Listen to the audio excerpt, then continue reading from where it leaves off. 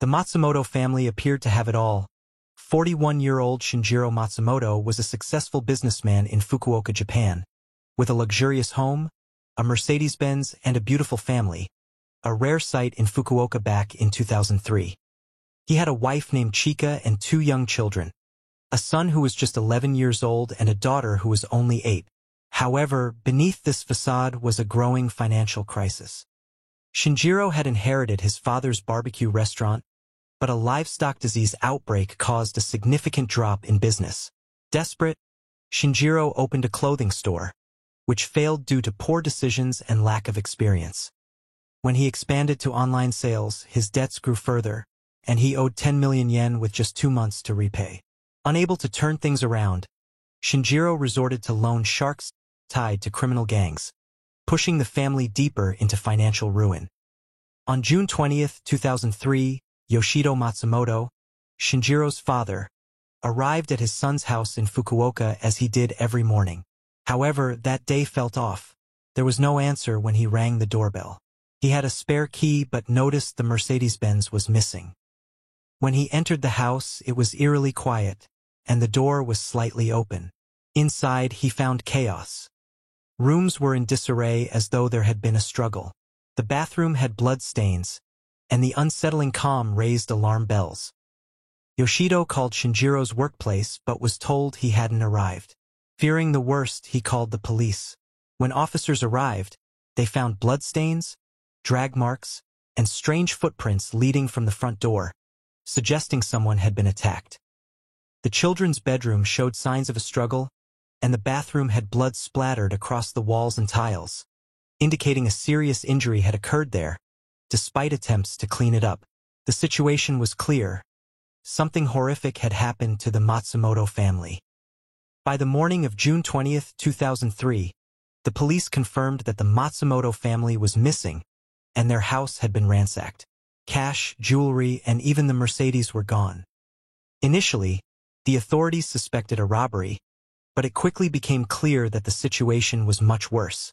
They feared the family may have been murdered, and their bodies disposed of, prompting an immediate search for the missing Mercedes-Benz and an investigation into Shinjiro's personal life.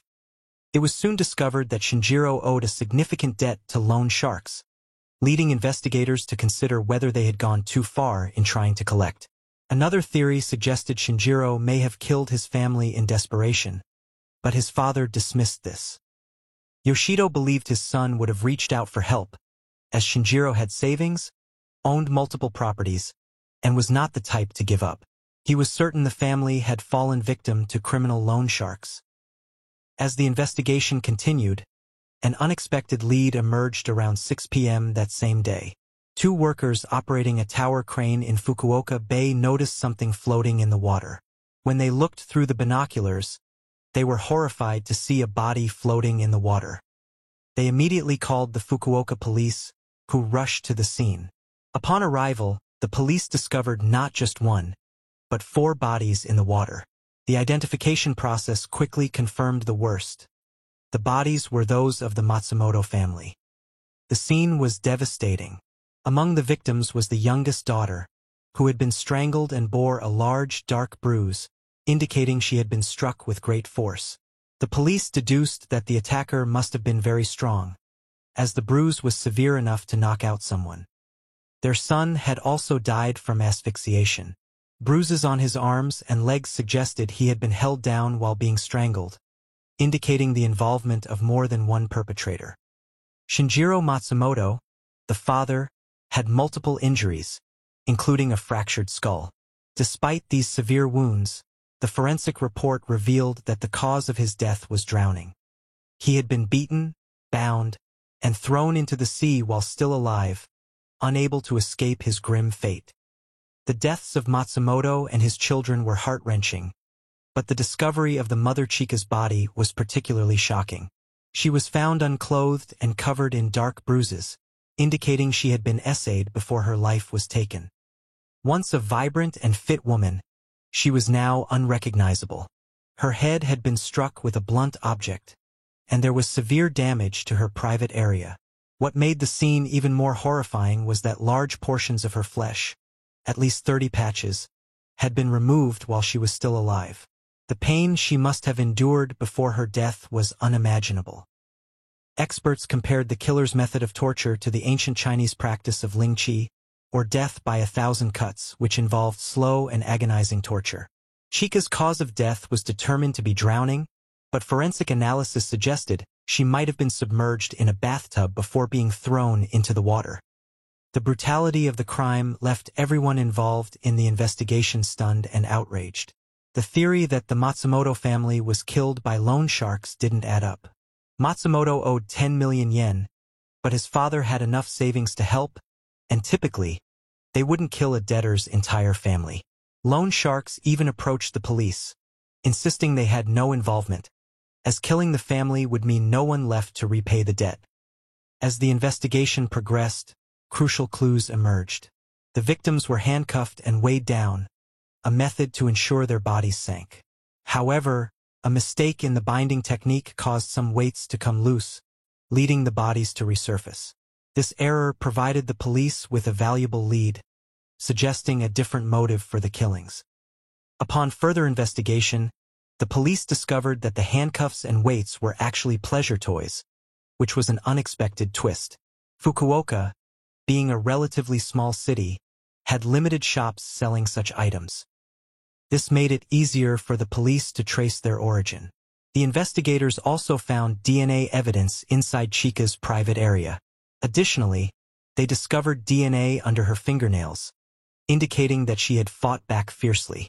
The DNA was from 3 different individuals, pointing to multiple attackers. These prints were scattered around the house, suggesting they belonged to the killers. The police traced the sale of handcuffs and weights to a shop near Matsumoto's house. The shop owner, Mr. A, recalled a young, foreign-looking customer who bought the items the day before. The man was likely Korean or Chinese based on his imperfect Japanese. Despite the odd purchase, Mr. A described him as gentle and not someone who appeared threatening. The police used surveillance footage from the shop to identify the suspect, and the image was soon broadcast on TV.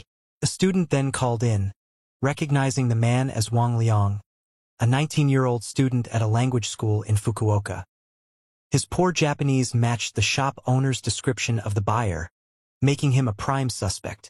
Further investigation revealed Wang was from Changchun, China, and his well-off family had spent a lot for his education in Japan.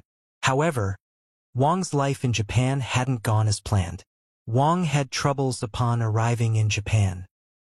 His academic performance at the language school was poor, and he was often absent. Known for his rebellious behavior in China, he quickly became known for altercations with classmates, leading to warnings and eventually expulsion. With his student visa invalidated, Wang returned to China in late 2002, falsely telling his family he was still studying. He later returned to Japan in June 2003, but instead of enrolling in school, he moved into an apartment with his roommate, Yang Ning. When the police investigated, they found both Wang and Yang had recently moved out of the apartment. Immigration records showed that just days after the murder, they flew back to China, raising suspicions that they fled the country. The police learned that Yang, despite coming from a well-off family in Changchun, had changed drastically after arriving in Japan. He initially worked at a burger joint. However, after befriending Wang, he became involved in a dangerous lifestyle of gambling, drinking, and even bullying other students. As their investigation continued, they found crucial evidence at Yang's apartment. Numerous hair samples and fingerprints were found on items in the apartment.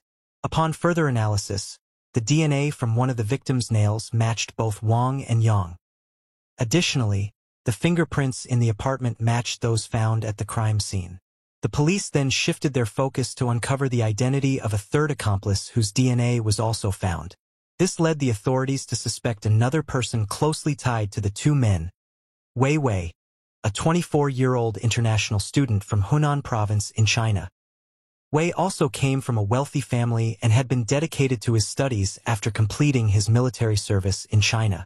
However, in the months leading up to the crime, his behavior changed drastically. He began skipping school and offering excuses like illness or mental health issues. His newfound closeness with Wang and Yang raised suspicions, especially when it was revealed that Wei, a trained martial artist, had started teaching Wang how to fight. The trio had begun frequenting bars run by the Chinese criminals, where their reckless behavior continued. Wei's life had also taken a downward turn, as his family's wealth dwindled, leaving him struggling with the loss of his former privileged lifestyle. The police soon discovered that Wei had no exit records, meaning he was still in Japan. They issued an exit ban and began a manhunt. In August, he was spotted at an airport, where he got into an argument with store staff. When he tried to flee, officers caught him. A search revealed a plane ticket to Shanghai, China, and Wei was arrested. After his arrest, Wei remained silent, but his DNA was linked to the Matsumoto murders. However, he refused to reveal the whereabouts of his accomplices. Japanese authorities relied on Chinese law enforcement, hoping they would quickly track down the remaining suspects. 2 months later, a breakthrough came in China when a co-worker reported suspicious behavior from a man who was overly lavish and boastful. During a drunken rant, he confessed to murdering a family of 4. The man was Wang, and Chinese police detained him quickly and admitted his crime in exchange for leniency. He also revealed Yang Ning's location, and both were captured. Wei also began his confession. Initially a law-abiding student, Wei's financial troubles led him to join Wang and Yang in theft. After a robbery at a fast food restaurant, he received 700,000 yen, which drew him deeper into their criminal activities. The following night, Wang and Yang invited Wei for another theft, this time targeting a teacher's dormitory. They stole 50,000 yen, and the thrill of success ignited Wei's descent into crime. Over the next 6 months, his behavior spiraled. He became reckless, participating in scams and violent incidents. After being briefly detained for assault, Wei was undeterred. When Wang and Yang proposed a bigger heist targeting wealthy locals, Wei eagerly agreed. They zeroed in on Shinjiro Matsumoto, a man with a Mercedes-Benz and luxury villa, and spent a week observing his family's routine. They discovered that Matsumoto and his wife worked during the day, while their children were at school. Matsumoto typically returned home late, leaving the family unguarded in the evenings. On the night of June 19, 2003, the 3 men carried out their plan to rob the Matsumoto family. After breaking into the house, they found the children asleep and the mother in another room. What was supposed to be a robbery turned into a series of tragic actions as they restrained Chika and decided to eliminate any witnesses.